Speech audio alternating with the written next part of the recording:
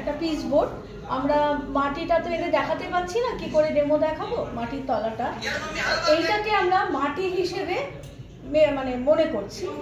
এটা কি হচ্ছে, যদি প্লেন জলে, এটা প্লেন জলের মধ্যে এটা আমি রাখলাম, আর এইটা হচ্ছে 82 মেশানো জলে আমি এটা দিচ্ছি।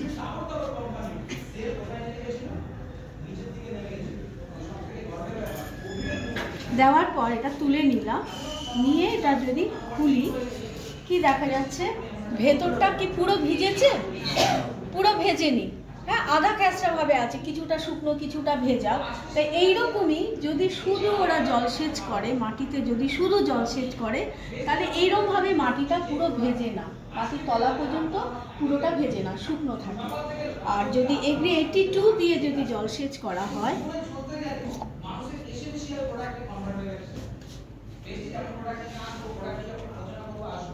কিরকম ভিজে গেছে, ক্যাতক্যাতা মতো হয়ে গেছে। তাই এগ্রি 82 দিয়ে যদি ওরা জলসেচ করে, তাহলে মাটির অনেক গভীর পর্যন্ত ভিজে যাবে এবং অনেক দিন পর্যন্ত সেটা ভেজা থাকবে। হ্যাঁ, তা এইরকম ভাবে স্প্রেডারের কাজ করছে, তাড়াতাড়ি এটা স্প্রেড করে যাচ্ছে মাটিতে। তাই এগ্রি 82 দিলে খুব তাড়াতাড়ি কাজ করে।